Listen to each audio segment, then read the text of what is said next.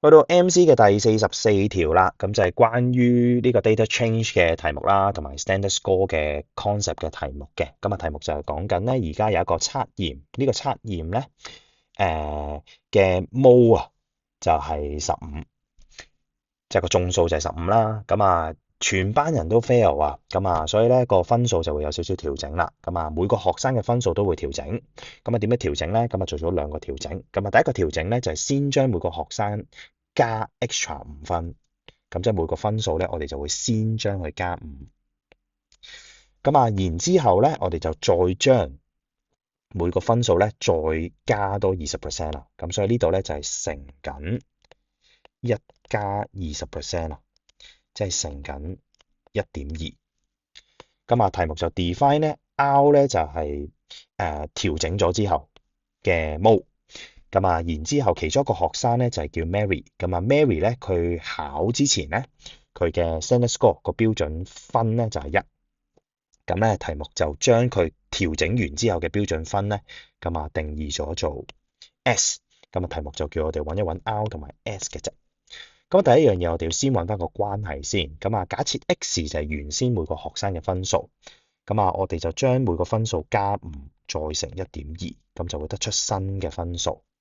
咁啊，根據個調整咧，即係會揾到每個新嘅分數就係舊嘅分數乘1.2，之後就再加6啊。咁我哋要知道啦，咁啊，即係代表住每個舊嘅分數，我哋乘1.2再加6就會係新嘅分數。我哋亦都要知道咧，mode 有冇影響？首先，乘數對 mode 有冇影響？有影響。咁啊，加數對個 mode 有冇影響？亦都有影響。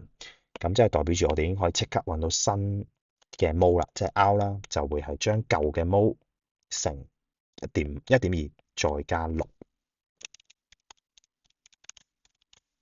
咁就會係24啦。咁所以就會 sort out 咗 A、B 兩個 option。咁啊，去到第二個部分，我哋就要睇一睇個標準分有冇影響先。咁啊，標準分嘅公式就會係 x 減 x bar 啦。咁啊，再除翻個 standard deviation 啦。咁啊，standard deviation 就係講緊個標準差啦，x 就係講緊個本身個分數啦，而 x bar 咧就係講緊個 mean 啦。咁啊，乘數對 mean 有影響，加數對個 mean 有影響，乘數對個分數有影響，加數對個分數有影響，但係個 standard deviation 咧淨係喺乘數有影響啫。咁所以我哋要知道嘅就會係新嘅分數，